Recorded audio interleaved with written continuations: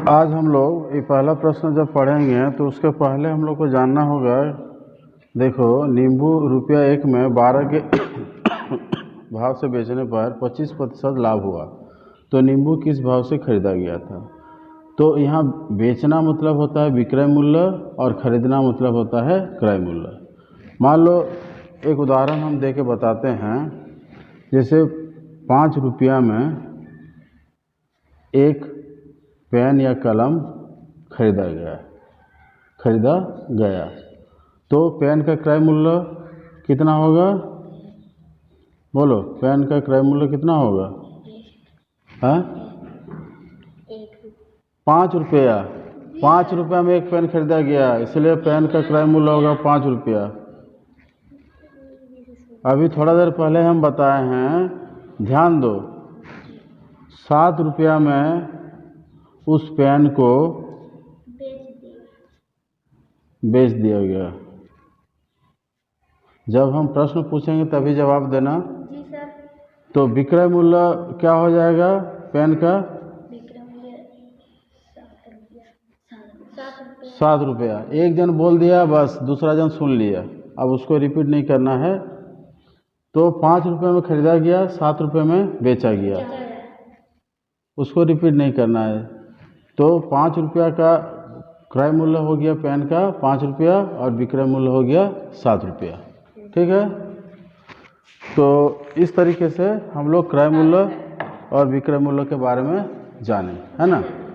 तो हम लोग अगर 5 रुपये में खरीदे और 7 रुपये में बेच दिए तो हम लोग को लाभ हुआ कि हानि हुआ? लाभ हुआ, क्योंकि 5 में खरीदे थे 7 में बेच रहे हैं। तो जो पढ़ता नहीं है वही बोलेगा लाभ हुआ, काहे कि 5 में खरीदा था और 7 में बेच दिया। तो यहाँ 2 रुपया लाभ हुआ। तो ये 2 रुपया लाभ कैसे हम लोग को मिल रहा है? 7 माइनस 5 करेंगे तो 2 रुपया लाभ। तो ये 7 क्या है? 7 है विक्रय मूल्य। तो यहाँ 7 की जगह पर हम लोग लिख देंगे विक्रय मूल्य।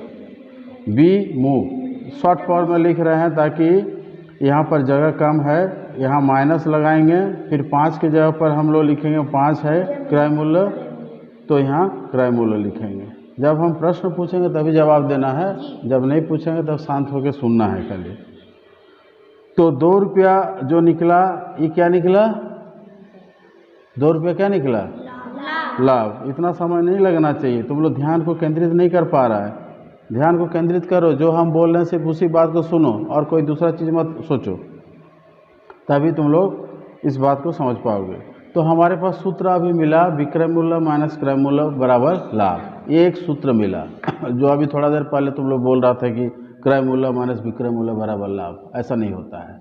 ये ऐसा उदाहरण अगर दिमाग में हम लोग देख लेंगे, सोच लेंगे, तो हम लोग को पता चल जाएगा कि अगर कोई चीज़ हम लोग कम में खरीदते हैं और ज़्यादा में बेचते हैं तभी लाभ होता है। यानी कम में खरीदते हैं मतलब क्रय मूल्य कम होना चाहिए और विक्रय मूल्य ज़्यादा होना चाहिए, तभी हम लोग बोलेंगे कि विक्रय मूल्य घटाओ क्रय मूल्य बराबर लाभ होता है। अब हम दूसरा सूत्र बनाएंगे हानि का। मान लो वही पेन 5 रुपये में खरीदे थे, उसी को ही हम क्रय मूल्य ले लेते हैं, उसी पेन का क्रय मूल्य 5 रुपया। अब कलम पुराना हो गया जिसके चलते उसको हम 3 रुपये में बेच दिए, तो विक्रय मूल्य कितना हो जाएगा? 3 रुपये। इतना समय थोड़े लगता है, तुरंत बोलना चाहिए। तुम लोग ध्यान केंद्रित करो। विक्रय मूल्य हो जाएगा 3 रुपया। तो हम लोग को क्या हुआ, लाभ या हानि? हानि हुआ। तो कितना रुपया हानि हुआ? 3। कैसे 3? 5 में खरीदे थे, 3 में बेच दिए, तो 2 रुपया हानि हुआ। 5 घटाओ 3 करेंगे तो 2 होगा, तो 5 घटाओ 3 बराबर 2। यहाँ 5 देखो क्या है? क्रय मूल्य है, तो 5 के नीचे हम क्रय मूल्य लिख रहे हैं सूत्र बनाने के लिए। फिर घटाव लगा के 3 के जगह पर 3 क्या है? हमारा विक्रय मूल्य है, तो यहाँ 3 के जगह पर हम लिखेंगे विक्रय मूल्य और बराबर दे के 2 क्या हुआ? हानि। तो हानि। तो इस तरह से हम लोग को क्या मिला? क्रय मूल्य घटाओ विक्रय मूल्य बराबर हानि। तो इस तरह से हम लोग सूत्र को बनाते हैं। तो ये पहला सूत्र हुआ, ये दूसरा सूत्र हुआ। ये दोनों सूत्रों से हम लोग और भी, यहाँ से भी और 2 सूत्र बनाएंगे और यहाँ से भी और 2 सूत्र बनाएंगे। कैसे? देखो, अगर माइनस क्रय मूल्य को दाहिने तरफ ले जाएंगे तो बाएं से अगर दाएं जाता है कोई चीज़ तो माइनस से प्लस होता है, तो एक से हम यहाँ लिख रहे हैं एक से हमको और एक सूत्र मिलेगा कि विक्रय मूल्य को हम रखेंगे बाएं तरफ, बी मू माने विक्रय मूल्य बराबर दाहिने में लाभ है तो लाभ को लिख दिए, और यहाँ माइनस था बाएं में, ये देखो ये बराबर का चिन्ह है इसके बाएं में है ये, अब ये दाएं में लिख दिए, बराबर के दाएं में लिख दिए। क्या लिख देंगे? क्रय मूल्य प्लस लिख दिए, क्योंकि यहाँ माइनस था दाएं गया तो प्लस हो गया। तो इस तरीके से हम लोग और एक सूत्र बनाए।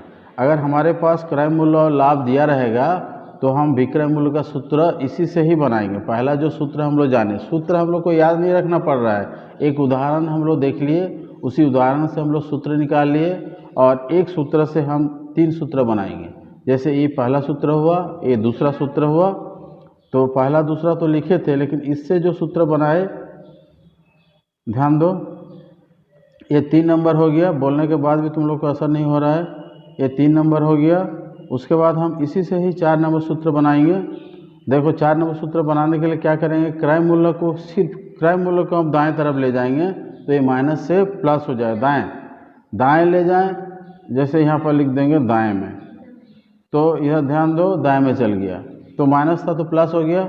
अब विक्रय मूल्य बाएं में है, विक्रय मूल्य, अच्छा पूरा ही लिख देते हैं विक्रय मूल्य का, कि सबको पता चलना चाहिए विक्रय मूल्य बाएं है तो बाएं रखें, और लाभ को हम दाएं से बाएं ले आएंगे, तो यहाँ पर प्लस था, यहाँ पर लाएंगे तो क्या हो जाएगा, तो माइनस लाभ।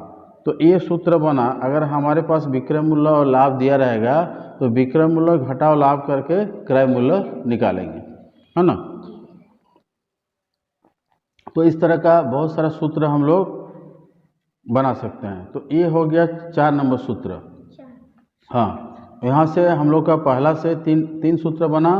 अब फिर दूसरा से एक सूत्र तो है और 2 सूत्र बनाएंगे। तो यहाँ हम लिखते हैं 2 से, है ना, 2 से माने ये समीकरण जो 2 है, इससे, इसको समीकरण बोलते हैं। बायां पक्ष और दायां पक्ष जब बराबर का चिन्ह से अलग रहता है तो उसको हम लोग समीकरण बोलते हैं। तो 2 से हम लोग एक सूत्र बनाते हैं। देखो विक्रय मूल्य को दाएं तरफ ले जाएंगे, है ना। तो ये जो सूत्र हम लोग का बना, इस सूत्र को हम लोग सजा के लिखेंगे। तो क्या लिखेंगे, क्रय मूल्य बराबर विक्रय मूल्य माइनस लाभ, ऐसा होगा। क्या कि विक्रय मूल्य और लाभ दिया रहता है कोई प्रश्न में, तो हम लोग सीधा विक्रय मूल्य माइनस लाभ करके क्रय मूल्य निकालेंगे। तुम लोग का 5 क्लास का किताब में है, लेकिन इसमें थोड़ा सा कठिन प्रश्न पूछा जाता है, इसीलिए कि 5 क्लास का जो पढ़ाई तुम लोग कर लोगे उसको जाने के बाद जाके ये वाला प्रश्न को बना पाओगे, ऐसा इस आधार पर दिया गया है। क्योंकि 5 क्लास का साल भर का पढ़ाई हो जाता है और उसके बाद ही ये परीक्षा लिया जाता है, इसलिए 5 क्लास का सारा चीज़ जान जाओगे, उसके बाद इसका तैयारी कर पाओगे।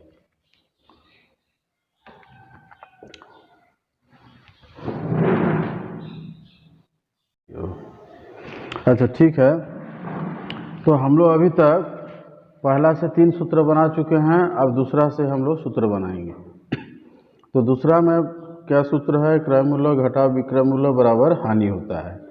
तो यहाँ माइनस विक्रय मूल्य है, इसको अगर दाहिने तरफ ले जाएंगे तो हम लोग ऐसा लिख देते हैं, दाहिने तरफ विक्रय मूल्य, बी मू मतलब विक्रय मूल्य, दाहिने तरफ में प्लस करके लिख दिए, क्या कि माइनस से प्लस हो गया जी। और क्रय मूल्य को बाएं तरफ है तो क्रय मूल्य लिखते हैं, क्रय मूल्य, इसको क्रय मूल्य लिख दिए। और हानि को दाएं से बाएं लाएंगे, तो यहाँ पर क्या लगाएंगे, प्लस होगा कि माइनस होगा, माइनस होगा, तो यहाँ हानि माइनस हो जाएगा। तो सूत्र क्या बना, विक्रय मूल्य बराबर क्रय मूल्य माइनस हानि। इसको अगर सजा के लिखना चाहेंगे तो इस तरह से लिखेंगे, विक्रय मूल्य बराबर क्रय मूल्य घटाव हानि, इस तरह से ये सूत्र बन गया। अब फिर और एक सूत्र बनाएंगे, क्रय मूल्य को एक तरफ रखते हैं, मान लो बाएं तरफ क्रय मूल्य को रख देते हैं और विक्रय मूल्य को दाएं तरफ ले जाएंगे, तो यहाँ माइनस है तो उधर जाके प्लस हो जाएगा। तो यहाँ लिखेंगे विक्रय मूल्य जोड़ हानि। ये सूत्र कैसे बन रहा है इसको समझना जरूरी है। तो इस तरह के सूत्र हम लोग अपने से भी तुरंत निकाल के उसको बैठा सकते हैं, माने जब ज़रूरत पड़ेगा। तो यहाँ से हम लोग को क्या मिला, विक्रय मूल्य का सूत्र मिला। यहाँ से हम लोग को क्या मिला, क्रय मूल्य का सूत्र मिला। देखो क्रय मूल्य बराबर क्या किए, विक्रय मूल्य जोड़ हानि किए, और विक्रय मूल्य बराबर क्या किए, क्रय मूल्य माइनस हानि। तो इस तरह से ये 3 सूत्र हम लोग को मिला दूसरा से। तो ये 4 था, ये हो गया 5 और ये हो गया 6। तो 6 सूत्र हम लोग जान गए। और आगे चल के और भी कुछ सूत्र है जो प्रश्न हम लोग को दिया है, इसके लिए अभी सूत्र नहीं पहुंचा है, तो उस सूत्र को अब हम लोग लाएंगे। तो मान लो उस तरह का प्रश्न हम लोग को 1-2 ठो बना के देखना है, या उस तरह का सूत्र भी बनाना है। तो देखो लाभ या हानि जो भी होता है हमेशा क्रय मूल्य पर निर्भर करता है ना। लाभ और हानि क्रय मूल्य पर निर्भर करता है, हानि क्रय मूल्य पर निर्भर करता है। तो कैसे जानेंगे निर्भर करता है?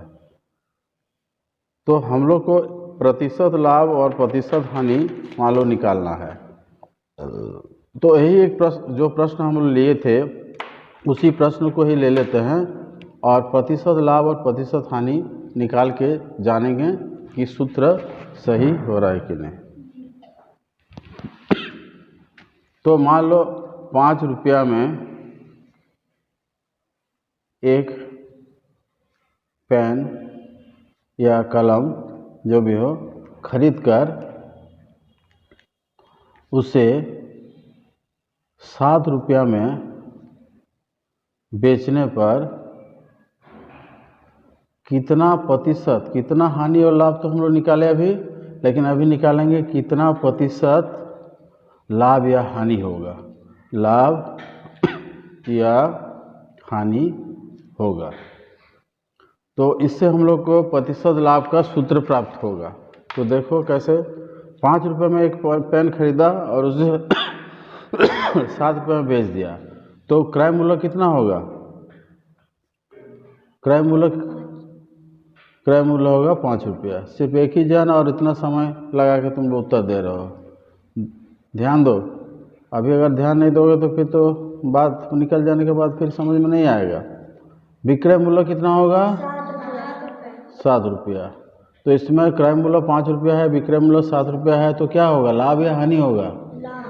लाभ होगा। तो लाभ बराबर हम लोग लिखेंगे 7 - 5, यानी सूत्र तो हम लोग सीख गए हैं अभी। विक्रय मूल्य माइनस लिखेंगे, सीधा सूत्र को लिखेंगे, लाभ बराबर विक्रय मूल्य माइनस क्रय मूल्य, अभी हम लोग पढ़े। अब सीधा बैठाएंगे विक्रय मूल्य का मान को और क्रय मूल्य का मान को, तो 2 रुपया लाभ हुआ, यहाँ लिखेंगे 2 रुपया। अब प्रतिशत लाभ निकालने बोल रहा है, तो देखो अभी लिखे क्या कि क्रय लाभ या हानि जो होता है क्रय मूल्य पर निर्भर करता है। तो क्रय मूल्य कितना है हमारे पास? 5 रुपया। तो 5 रुपया में उसको 2 रुपया लाभ हुआ, तो 5 रुपया में 2 रुपया लाभ होता है। 5 रुपये में 2 रुपया लाभ होता है। तो चूंकि ये है, चूंकि है ना, ये चिन्ह देखोगे तब समझ में आएगा, खाली मुंह से बोलने से नहीं है, इसको देखना भी जरूरी है। और ये है इसलिए 5 रुपये में अगर 2 रुपया लाभ होता है तो 1 रुपया में क्या होगा? 2/5 रुपया लाभ होगा। फिर 100 रुपया में निकालेंगे तो बोलेंगे कि प्रतिशत लाभ या हानि कितना हुआ। तो अगर एक में क्या किए, हम लोग भाग देते हैं। जब कम चीज़ के लिए निकालते हैं तो हम लोग भाग करते हैं, और जब ज़्यादा चीज़ के लिए निकालते हैं तो उसको गुना करते हैं। तो यहाँ 2/5 के साथ गुना करेंगे 100। अगर 1 रुपया में इतना लाभ होता है तो 100 रुपया में क्या होगा, इसको 100 से गुना करेंगे, है ना। क्या कि ज़्यादा चीज़ के लिए जब निकालते हैं तो उसको हम लोग गुना करते हैं, और कम चीज़ के लिए जब निकाल रहे थे 5 से 1 कम था तो इसलिए इसको भाग करते हैं। ये नियम याद रखो, हमेशा काम आएगा। तो 5 और 100 को हम लोग भाग दे देंगे। देखो अगर 5 को 100 से डायरेक्ट तुम लोग नहीं जान पा रहे हो तो 10 को तो जान रहे हो, 5 दूनी 10 होता है, तो 5 दूनी 10 और 1 शून्य डाल देंगे तो 20 दूनी 40% है ना। तो यहाँ से देखो ये प्रतिशत लाभ हुआ, तो हम लोग के पास सूत्र मिल गया प्रतिशत लाभ। प्रतिशत लाभ ऐसा लिख सकते हैं या ऐसा भी लिख सकते हैं, लाभ प्रतिशत बराबर, ये 2 क्या था, 2 क्या था, लाभ था, तो यहाँ 2 ऊपर में है तो 2 के जगह पर लिखेंगे लाभ, और 5 क्या था, क्रय मूल्य था, तो सीधा लिखेंगे क्रय मूल्य और गुना 100। तो ये हो गया सूत्र, प्रतिशत लाभ का ये सूत्र बन गया। तो इस तरह से याद रखो, प्रतिशत लाभ के लिए इस तरह से हम लोग सूत्र बनाए, लाभ बटा क्रय मूल्य गुना 100, है ना। अब हम लोग प्रतिशत हानि के लिए और एक सूत्र बनाते हैं। वही प्रश्न को ले लेते हैं, मान लो 5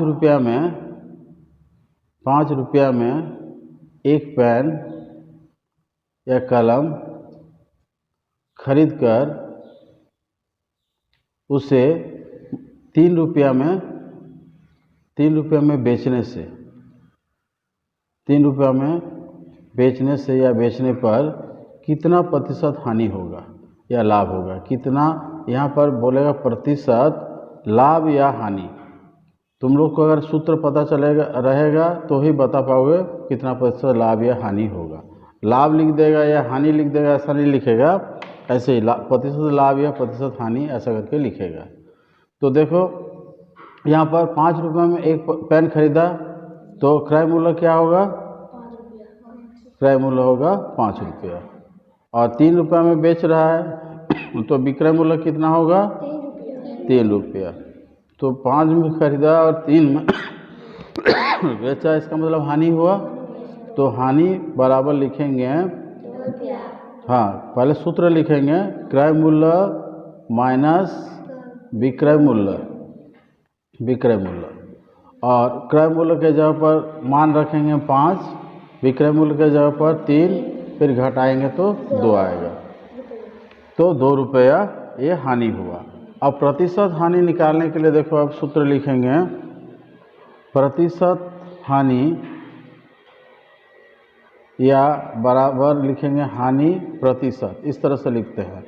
तो इसको निकालने के पहले हम यहाँ सूत्र डालने के पहले इसको हम लोग इस तरीके से पहले हल कर लेंगे कि देखो 2 रुपया जो हानि हुआ, कितना रुपया में 2 रुपया हानि हुआ, 5, क्योंकि 5 रुपया है क्रय मूल्य, और थोड़ा देर पहले बताया है कि लाभ या हानि क्रय मूल्य पर निर्भर करता है, तो इसलिए बोलेंगे 5 रुपया में 2 रुपया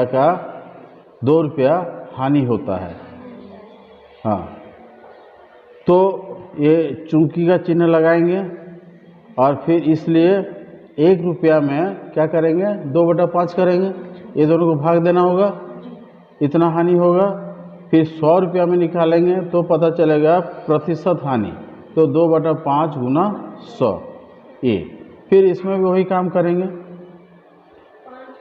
है ना। अच्छा, 5 को 10 से 5 दूनी 10 होता है, 0 40, तो 40% हानि।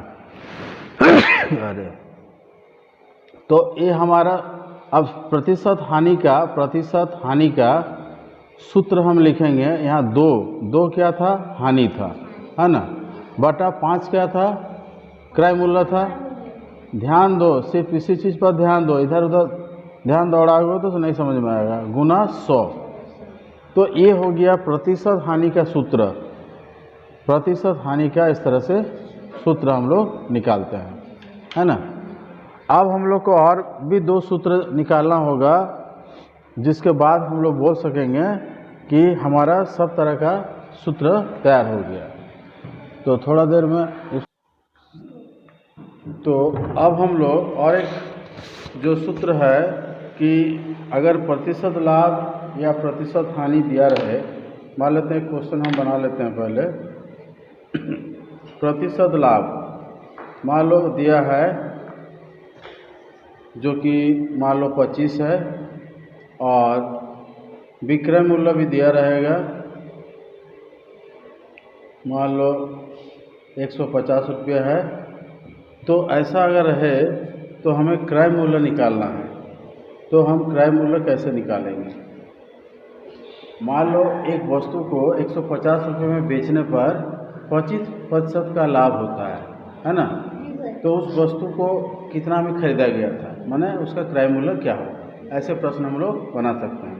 तो सिर्फ हम डाटा लिखे इसका कि किसी वस्तु को जब 150 में बेचा जाता है तो उसको 25% का लाभ होता है, तो उसका क्रय मूल्य क्या होगा। तो देखो, जब क्रय मूल्य दिया हुआ नहीं रहता है तो हम लोग क्या करते हैं कि माना कि क्रय मूल्य 100 रुपया है, क्रय मूल्य 100 रुपया है, ठीक है, और लाभ का प्रतिशत 25 दिया है, तो प्रतिशत लाभ 25, प्रतिशत लाभ का मतलब है 100 रुपये में 25 रुपया लाभ होता है।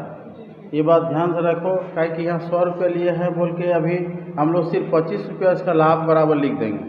लाभ बराबर हम लोग लिख देंगे 25 रुपया, क्योंकि 25% लाभ का मतलब होता है कि 100 रुपया में 25 रुपया का लाभ हुआ उसमें। अगर दूसरा प्रश्न दिया रहेगा तो उसमें हम लोग को प्रतिशत का मान निकालना होगा और फिर जाके उसको जोड़ना होगा। इस बात पर ध्यान दो, सिर्फ ध्यान देना है और कुछ नहीं करना है। तो लाभ हम 25 रुपये लिख दिए, और हम लोग थोड़ा देर पहले पढ़े कि क्रय मूल्य और लाभ दिया रहेगा तो हम लोग विक्रय मूल्य निकालते हैं। तो बोलो, क्रय मूल्य और लाभ दिया रहेगा तो विक्रय मूल्य कैसे निकालेंगे। ये सब सूत्र को याद रखना होगा। देखो यहाँ दिखा देते हैं, क्रय मूल्य और लाभ दिया रहेगा तो विक्रय मूल्य क्या होता है, उसका सूत्र क्या हम लोग लिखे हैं। क्रय मूल्य बराबर हम लोग लिखे हैं लाभ के सूत्र को। देखो इसमें यहाँ विक्रय मूल्य माइनस क्रय मूल्य बराबर लाभ, ये तो है ही, और इसमें से देखो विक्रय मूल्य बराबर लाभ जोड़ क्रय मूल्य होता है ना। लाभ जोड़ क्रय मूल्य बराबर होता है विक्रय मूल्य। तो हम लोग के पास क्रय मूल्य दिया है, लाभ दिया है, तो ये दोनों को जोड़ देंगे तो विक्रय मूल्य का मान होगा। तो यहाँ क्रय मूल्य का मान दिया है, लाभ दिया है, तो ये दोनों को हम लोग क्या करेंगे, जोड़ेंगे। क्या कि सूत्र हम लोग पढ़े अभी थोड़ा देर पहले। तो विक्रय मूल्य बराबर लिखेंगे यहाँ, दोनों को जोड़ के 125 रुपया, ये हो गया। अब हम लोग को क्रय मूल्य निकालना है। तो देखो 125 रुपया अगर विक्रय मूल्य है तो क्रय मूल्य कितना रुपया है, 100 रुपया है। देखो बात को समझो, 125 रुपया हम लोग जो निकाले हैं विक्रय मूल्य, जिसका क्रय मूल्य कितना है, 100 रुपया है। तो यहाँ लिखेंगे अगर विक्रय मूल्य 125 रुपया, तो अगर लिखते हैं अगर विक्रय मूल्य 125 रुपया तो क्रय मूल्य बराबर लिखेंगे 100 रुपया। विक्रय मूल्य को अगर 1 रुपया लेंगे तो हम लोग जानते हैं 1 का जब भी निकालते हैं तो उसको भाग देना पड़ता है, तो 100/125। 100 तो पहले से ही है, 125 को इसके नीचे लिखेंगे भाग देने का। अब हम लोग का मान लो, देखो विक्रय मूल्य कितना है, 150 रुपया है। अगर विक्रय मूल्य 150 रुपया है तो उसके लिए क्रय मूल्य क्या होगा। इस सूत्र के बाद, इस प्रश्न के बाद इसको अगर हम लोग समझ जाएंगे तो अभी जो प्रश्न दिया है, परीक्षा में पूछा है, उस प्रश्न को हम लोग बना पाएंगे, है ना। ये बात जैसे हो रहा है उसमें भी वैसे ही होगा। इस पर अगर ध्यान लगा पा रहे हो तो उसमें भी बना पाओगे। अगर नहीं ध्यान लगा रहे हो, समय चूक जा रहा है, पार हो जा रहा है, तो उसमें भी नहीं सकोगे। तो इसलिए ध्यान को कितना तुम लोग अपने बस में रख सकते हो और सुन सकते हो, यही उस पर निर्भर करता है। तो 1 के लिए निकाले तो भाग किए थे, 150 के लिए निकालेंगे तो क्या करेंगे, यहाँ गुना करेंगे। अब हम लोग उसको काटेंगे तो हल होगा, और हल होने के बाद जो मिलेगा वही उत्तर होगा। ये देखो 125 का इकाई का अंक 5 है, यहाँ भी इकाई का अंक 0 है।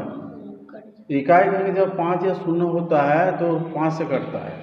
तो 125 को जब हम 5 से भाग देंगे तो 5 दूनी 10, 12 को भाग देंगे 5 दूनी 10, फिर घटाएंगे 12 से 10 तो 2 आएगा, 5 आएगा, 5 5 25 होगा। तो इसमें भी 15 को भाग देंगे 5 से 15 और 0 एक तो लिख देंगे। फिर देखो इकाई का अंक 5, फिर इकाई का अंक 0 है। जब इकाई का अंक 5 या 0 होता है तो वो संख्या 5 से विभाजित होता है, तो ये भी 5 से विभाजित हो जाएगा। फिर 5 5 25, 5 6 30। अब देखो ये भी इकाई का अंक 0 है 100 का, और ये 5 है तो ये भी 5 से भाग चल जाएगा। तो 5 20, 5 दूनी 10 होता है, और एक तो 0 दाहिने में है तो उसको लिख लेंगे। अब 20 गुना 6, 120 रुपया है ना, यहाँ 120 रुपया। देखो उसका क्रय मूल्य 120 रुपये हम खरीदे थे, 150 में जब बेचेंगे तो 25% का लाभ होगा, है ना। तो ये हमारा तरीका से बना। अब देखो 100 इसको लेकर ये हम लोग क्या निकाले, 120 रुपये क्या निकाले, क्रय मूल्य निकाले। तो क्रय मूल्य का सूत्र हम यहाँ पर लिखेंगे अब, है ना। क्रय मूल्य का सूत्र बराबर यहाँ इतना बड़ा नहीं निकालेंगे, सूत्र हम लोग अब डायरेक्ट कर देंगे। इसको जान लेने के बाद इसी तरीके से हम लोग को जाना जाता है, फिर सूत्र को याद रखा जाता है। तो देखो ऐसे करके जानोगे तो सूत्र कभी भी भूल जाओगे तो इसको याद कर पाओगे। तो देखो 100 क्या था, 100 क्रय मूल्य था। तो क्रय मूल्य बराबर हम लिखेंगे, तो 100 हम लोग मान लिए थे, है ना, 100 को, तो यहाँ 100 ही लिखेंगे गुना 150, है ना। 150 क्या था, विक्रय मूल्य था, तो 100 गुना विक्रय मूल्य यहाँ लिखेंगे, 100 गुना विक्रय मूल्य। और नीचे में क्या है, 125। 125 कैसे आया था, 100 को 25 से जोड़े थे तब 125 आया था। तो यहाँ पर लिखेंगे 100 जोड़ प्रतिशत लाभ। ये 100 है, ये प्रतिशत लाभ है, ये दोनों को जोड़े थे तो 125 आया था। तो इस तरह से हमारा ये सूत्र बना, क्रय मूल्य बराबर होता है विक्रय मूल्य गुना 100 बटा 100 जोड़ प्रतिशत लाभ। इस तरह से सूत्र बनता है। अब देखो यहाँ प्रतिशत लाभ था तो प्रतिशत लाभ के आधार पर सूत्र बना। अगर यहाँ प्रतिशत लाभ नहीं रह के प्रतिशत हानि होता है ना, तो क्या होता है। तो इसी प्रश्न को हम प्रतिशत लाभ को प्रतिशत हानि ले लेते हैं। मान लो 150 रुपये में कोई वस्तु को हम बेचे तो हमारा 25% हानि हुआ, हाँ नुकसान हुआ, तो हम उस वस्तु को कितना में खरीदे थे। तो ये बात बताओ ज़रा, ये जो 120 रुपया निकला, जब विक्रय मूल्य 150 रुपया 150 रुपये में हम जब बेचे थे तो हमारा 25% लाभ था। तो उसका मतलब लाभ तभी होता है जब क्रय मूल्य कम होता है और विक्रय मूल्य ज़्यादा होता है। अब मान लो 25% अगर नुकसान हो जाएगा, अगर हम कोई वस्तु को 150 में बेचेंगे तो मान लो 25% नुकसान हो जाएगा, तो हमारा क्रय मूल्य क्या होगा, 150 से ज़्यादा होगा कि कम होगा। इतना समय नहीं लगना चाहिए, क्या कि ज़्यादा होगा। यहाँ तो कम निकला है, यहाँ तो हम लोग देख रहे हैं कम निकला है। जब लाभ था तो क्रय मूल्य कम होगा, विक्रय मूल्य ज़्यादा होगा तब तो लाभ होगा। और जब नुकसान होगा तो क्रय मूल्य ज़्यादा होगा, मैंने ज़्यादा दाम में खरीदेंगे और कम दाम में बेचेंगे तब नुकसान होता है। क्या 5 रुपये में कलम खरीदा और 3 रुपये में बेचा तब ना नुकसान होगा। तो 3 रुपया विक्रय मूल्य हुआ, 5 रुपये क्रय मूल्य हुआ। तो इसका मतलब जब नुकसान होता है तो क्रय मूल्य ज़्यादा होता है, विक्रय मूल्य कम होता है ना। तो ध्यान दो, तुम लोग पूरा ध्यान नहीं दे पा रहे हो, ऐसा ध्यान से फिर दिक्कत तुम्हीं लोग को होगा। हम हमेशा बोल रहे हैं प्रतिशत हानि, उसी को लेके चलते हैं। मान लो 25% हानि हुआ, और मान लो किसी वस्तु को हम बेच दिए विक्रय मूल्य, उस वस्तु का विक्रय मूल्य मान लो 150 रुपया है, तो हमें क्रय मूल्य निकालना है। कितना क्रय मूल्य होगा, है ना। 2-4 क्वेश्चन भी अगर शांति से सुन लोगे ना तो बहुत काम करेगा।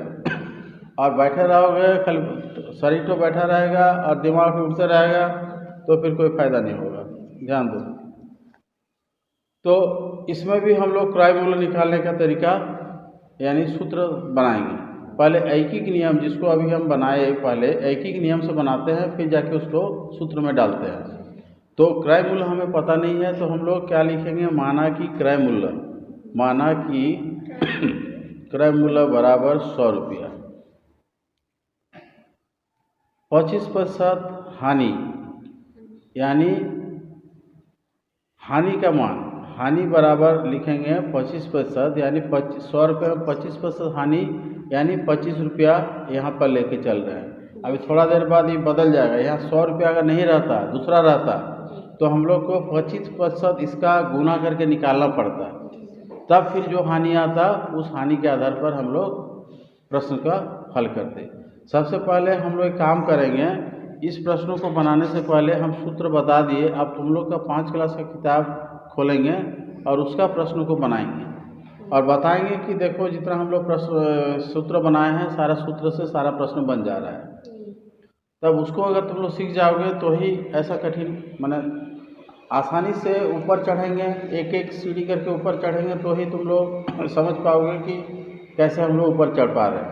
और अचानक अगर ऊपर हम लोग चढ़ जाएंगे तो तुम लोग को पता नहीं चलेगा, है ना, समझ में नहीं आएगा।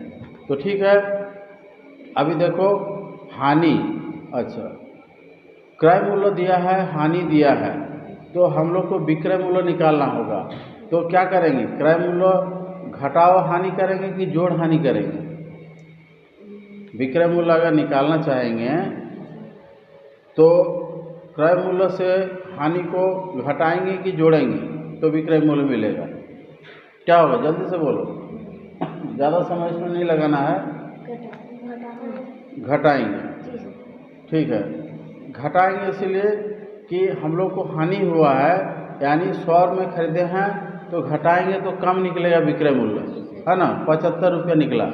यानी जब हानि होता है तो हम लोग घटाते हैं, जब लाभ होता है तो हम लोग जोड़ते हैं, ताकि पता चलेगा कि 100 रुपये में खरीदे थे और 75 रुपये में बेचे, तभी तो हानि हुआ 25 रुपया। हाँ, तो इसे घटाने से ही उसका मान निकल रहा है, विक्रय मूल्य का मान।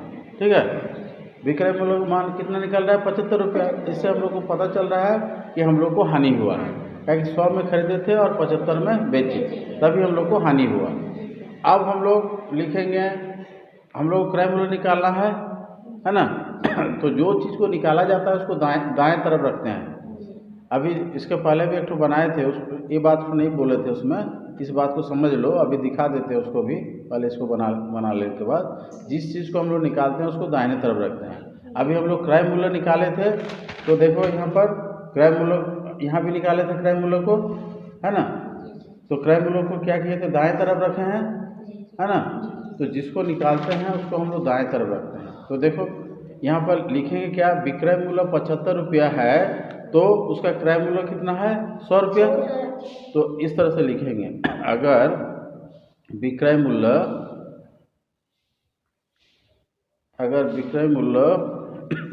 75 रुपया है तो क्रय मूल्य बराबर 100 रुपया। अब एक के लिए निकालेंगे तो इसको भाग देंगे, 100/75 करेंगे। हमेशा ध्यान दो, इसको पहले लिखेंगे फिर इसके नीचे इधर वाला लिखते हैं। अब मान लो विक्रय मूल्य हम लोग कितना लिए हैं, 150 रुपया। तो विक्रय मूल्य अगर 150 लेंगे तो उसका क्रय मूल्य क्या होगा, 100/75 तो पहले से ही है, तो इसको अब गुना कर देंगे। अब देखो 5 से कट जाएगा, क्योंकि इकाई का अंक 5 है, यहाँ इकाई का अंक 0 है। जब इकाई का अंक 5 या 0 होता है तो 5 से कटता है या भाग जाता है। तो 75 को 5 से भाग देंगे तो 7 पहले भाग जाएगा, 5 से 5 7, हाँ 7 से 5 घटाएंगे 2, 2 5 25 हो गया, 5 5 25। फिर इसको देखो 15 है, 5 से 15 0 डाल देंगे, फिर 5 को 5 से 15, 5 6 30, फिर 3 से कट जाएगा ये, 3 दूनी 6, तो 100 गुना 2 200 रुपया। तो क्रय मूल्य क्या हो गया, 200 रुपया। देखो क्रय मूल्य का मान ज़्यादा आया विक्रय मूल्य से, क्या कि 200 में खरीदे थे और 150 में बेचे, तभी नुकसान हुआ। क्या कि नुकसान तभी होता है जब हम लोग कम में खरीदते हैं, जब हम लोग ज़्यादा में खरीदते हैं और कम में बेचते हैं, तब नुकसान होता है। तो देखो ये जो हम लोग काम किए हैं, ये हम लोग का क्रय मूल्य निकालने का काम है। तो इसी से हम लोग एक सूत्र बनाएंगे। देखो वो वाला सूत्र, क्रय मूल्य बराबर हम लोग क्या लिखेंगे, 100 गुना 150 है ना, तो 100 तो लिखेंगे, 150 क्या है, विक्रय मूल्य है, तो उसके जगह पर हम लोग विक्रय मूल्य लिखेंगे, ताकि सूत्र ये वाला सूत्र रहेगा तो इतना लंबा करने का जरूरत नहीं पड़ेगा, सीधा इस सूत्र में डाल देंगे ये मान को। देखो अभी तुरंत हम निकाल के दिखाते भी हैं तुम लोग को। बटा 75 है, ये 75 कैसे निकला, 100 माइनस 25 करने से निकला है। तो 100 क्या था, क्रय मूल्य था, 25 क्या था, हानि था, प्रतिशत हानि। तो यहाँ पर लिखेंगे 100 घटाओ प्रतिशत हानि, है ना। तो इससे हम लोग को क्रय मूल्य का सूत्र मिला। अब देखो ये सूत्र हम लोग जानेंगे तो इतना बड़ा चीज़ को हम लोग यहाँ 2 लाइन में बना देंगे। देखो कैसे, हम लोग को क्रय मूल्य निकालने बोला है तो इसमें हम लोग लिखेंगे क्रय मूल्य बराबर 100 गुना विक्रय मूल्य। विक्रय मूल्य कितना है 150 बटा 100 माइनस प्रतिशत हानि। 100 माइनस प्रतिशत हानि 25 है, 100 माइनस 25 करेंगे तो 100 गुना 150 लिखेंगे और 100 से 25 घटा देंगे तो कितना होगा 75। 75 दूनी 150 होता है, ऐसा भी तुम लोग जान सकते हो, एक ही बार में कट जाएगा तो 100 दूनी 200। देखो कितना जल्दी ये निकल गया है ना, खाली मान को रख दिए और हल कर दिए। तो इतना बड़ा प्रश्न को हम लोग इस तरह से छोटा बना सकते हैं, इसलिए हम लोग को सूत्र जानना जरूरी है। तो ये सूत्र हम लोग जान गए तो अब हम लोग इसी सूत्र में बैठा के कोई भी प्रश्न को हल कर सकते हैं। तो देखो अभी पहला प्रश्न जो हम लोग किए थे, इतना दूर जानने के बाद ये पहला प्रश्न तो हम लोग को निकालना है। तो पहला प्रश्न में क्या था कि नींबू 1 रुपया में 12 बेचने पर 25% लाभ हुआ, तो नींबू किस भाव में खरीदा गया था। तो इसके लिए हम लोग को क्या करना होगा, क्रय मूल्य दिया, विक्रय मूल्य दिया है। देखो 1 रुपया में 12 के भाव से बेचा है और प्रतिशत, तो विक्रय मूल्य दिया है, प्रतिशत हानि दिया है, तो हम लोग क्या कर सकते हैं, नींबू का क्रय मूल्य निकाल सकते हैं। तो नींबू का वो पहला नंबर प्रश्न को हल करेंगे। यहाँ जो प्रश्न हम लोग लिख चुके हैं उसको तुम लोग देख सकते हो कॉपी में, और उसके बाद यहाँ प्रश्न हम लोग देख के पहले क्या करेंगे कि 12 रुपया में 1 नींबू बेचा तो उसका विक्रय मूल्य निकालेंगे। पहले 12 रुपया में अगर 1 नींबू बेचता है तो 1 नींबू का विक्रय मूल्य पहले हम लोग निकालेंगे। हाँ, तो ऐसा लिखेंगे 12 नींबू का, यहाँ पर क्या बोल रहा है, नींबू 1 रुपये में 12 के भाव से बेचा, मतलब 12 नींबू 1 रुपये में बेचा, तो 12 नींबू का विक्रय मूल्य बराबर क्या है 1 रुपया। 1 रुपया तो 1 नींबू का विक्रय मूल्य निकालेंगे तो क्या करेंगे, 1/12, 1 और 12 को भाग देंगे तो ये हो गया हमारा विक्रय मूल्य। यहाँ पर विक्रय मूल्य का मान रखेंगे, है ना, ताकि यहाँ पूछ रहा है कि तो नींबू किस भाव में खरीदे गए, है ना, तो किस भाव में खरीदे गए उसको निकालना है, यानी खरीदे गए माने क्रय मूल्य निकालना है। तो देखो क्रय मूल्य का सूत्र अभी हम लोग इतना देर के बाद निकाले हैं इसको, अब इसमें हम लोग रख देंगे। हम लोग को पहले 1 नींबू का विक्रय मूल्य मिल गया, यहाँ विक्रय मूल्य भी रख देंगे।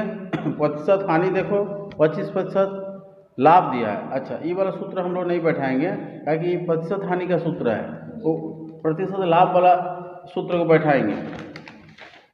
ये देखो ये वाला सूत्र को हम लोग बैठाएंगे। ये वाला सूत्र जो है 100 जोड़, जब लाभ रहेगा तो 100 जोड़ प्रतिशत लाभ, ये वाला सूत्र को बैठाएंगे। तो सूत्र याद रखने का तरीका याद रखो कि जब लाभ रहेगा तो यहाँ जोड़ के लिखेंगे और जब हानि रहेगा तो यहाँ घटा के लिखेंगे। इस तरह से सूत्र को भी तुरंत याद रख सकते हैं।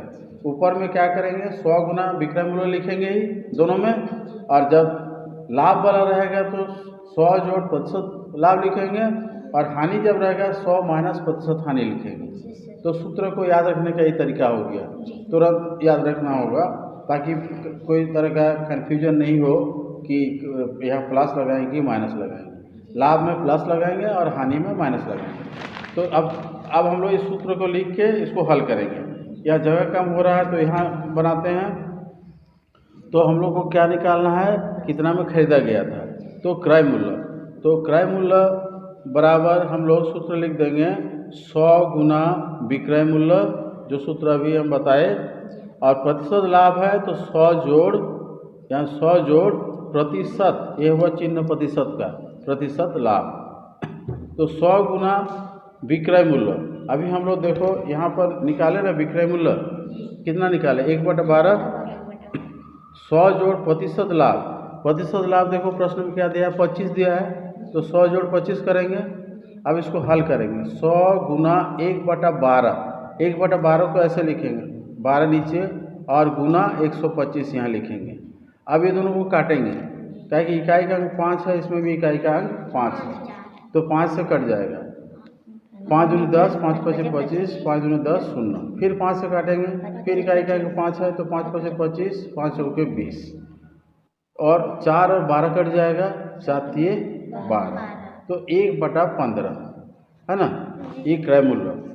1/12 का मतलब क्या है, 12 नींबू 1 रुपये में बेचा था, विक्रय मूल्य है तो बेचा था, और 1/15 मतलब 15 नींबू 1 रुपये में खरीदा था। तो यहाँ देखो विकल्प दिया है 15, है ना, तो यहाँ विकल्प संख्या बी, ABCD करके 4 विकल्प दिया है, तो यहाँ लिखेंगे बी, 15 लिखेंगे, क्या कि 15 नींबू 1 रुपया में वो खरीदा था, है ना, और 12 नींबू 1 रुपये में बेचा, क्या कि नींबू खराब हो जाता है, इसलिए जल्दी बेच देना पड़ेगा, नहीं तो फिर और ख़राब हो जाएगा, इसलिए उसको नुकसान थोड़ा सा हो गया।